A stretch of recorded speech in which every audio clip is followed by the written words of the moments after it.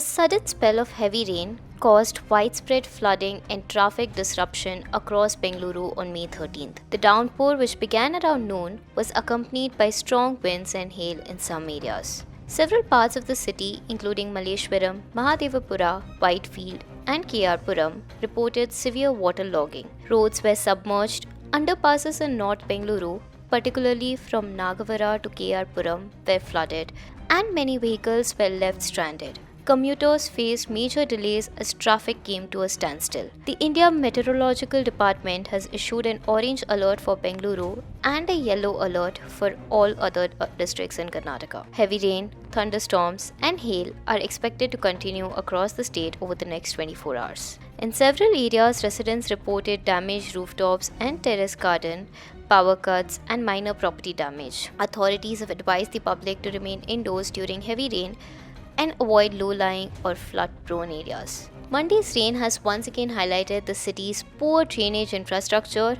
and lack of preparedness for extreme weather even before the onset of the monsoon.